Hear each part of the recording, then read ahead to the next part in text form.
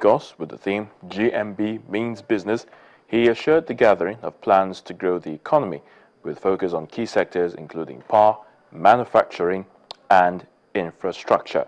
He also promised to ensure favorable taxation and the construction of refineries, among other things, if voted into office. Now, scores of people, including a female suicide bomber, have died and 4 others injured after a bomb went off outside a stadium in Gombe State in Nigeria's northeast region. Police authorities there told Channels Television that a female suicide bomber detonated the device from a rickety vehicle that was parked in an open space as she couldn't get to her target. Although the police say the incident wasn't close to the venue of the People's Democratic Party presidential campaign, it was gathered that the bomber was trailing the president's convoy leaving the venue when the bomb went off about 100 meters away. Reports say the explosion led to unrest in the city, with angry youth attacking anyone seen with the PDP insignia. No one has claimed responsibility for today's attack, but suspected Boko Haram militants have attacked the city in recent times, including a military checkpoint. And to the foreign scene, government troops in Uganda, they say they have found what could be the grave of a former LRA commander, that's Okot Diambo, somewhere in the Central African Republic.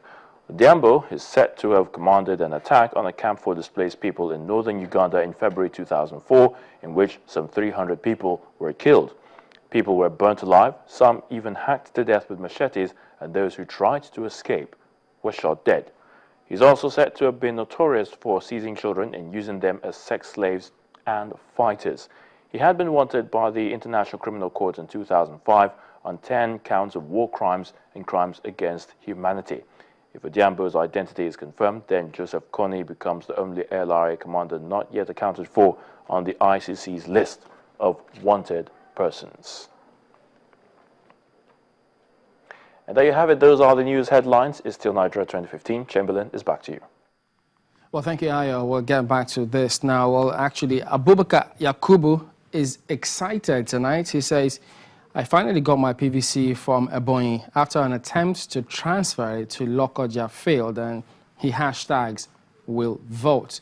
So, Mr. Ladin, I mean, looking at some of this, there's so many other people who are talking about the fact that they've been to various collection centers. I mean, over the weekend, we were inundated with calls about where can they get that. So we had to even get across to the resident electoral commissioner in the state. So there's so many like that who have all those kinds of cases.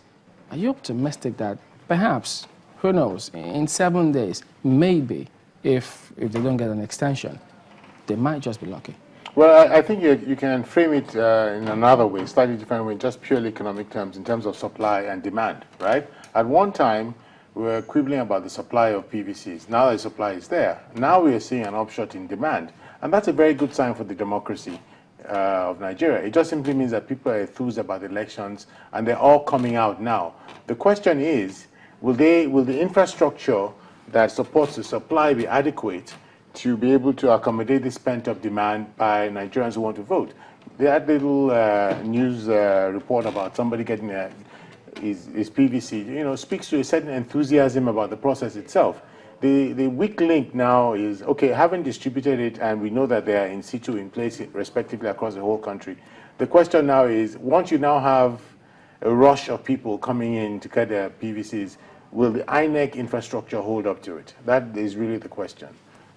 Because, I mean, we'll ask Mr. Adowe in just a moment.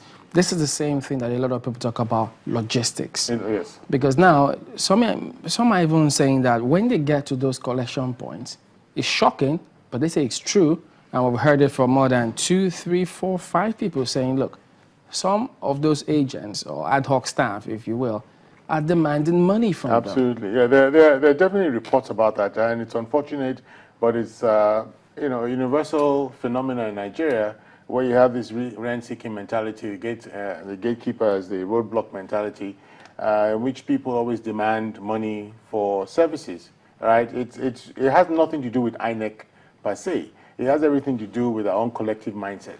This is a universal issue in this country. So INEC's own failings is just a symptom of a larger set of circumstances, I would imagine.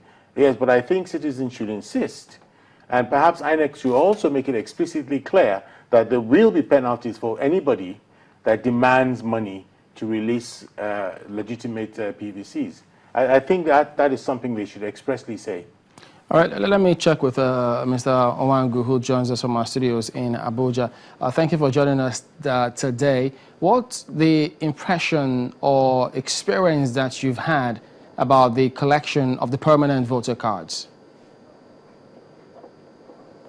Well, I think the experience is the same all over the country.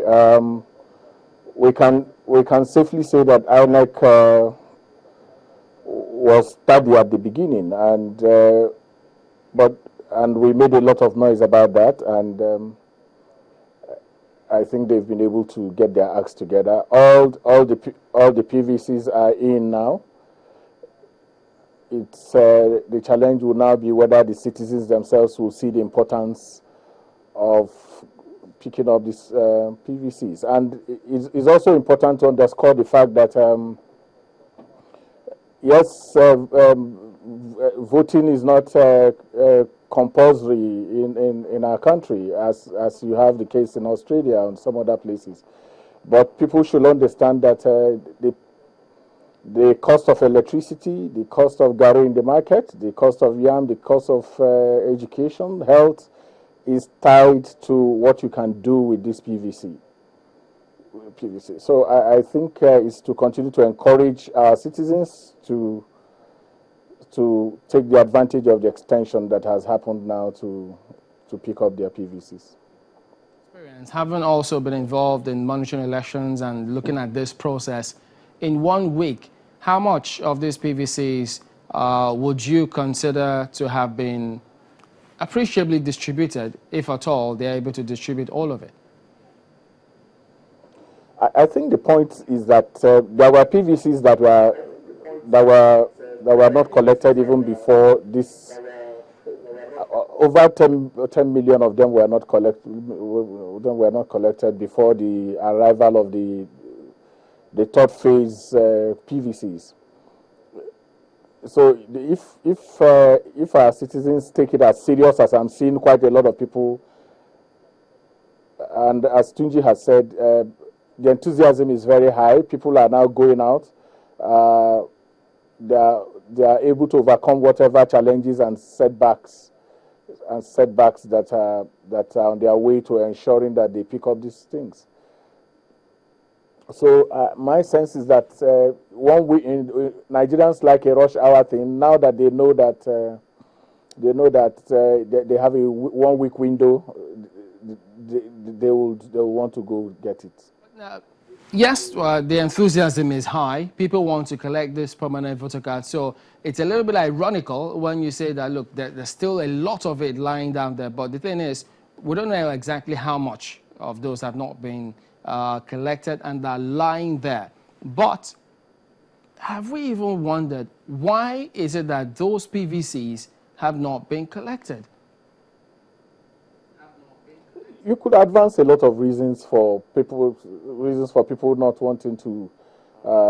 First is you have an elite that is aloof, that is really not interested in politics.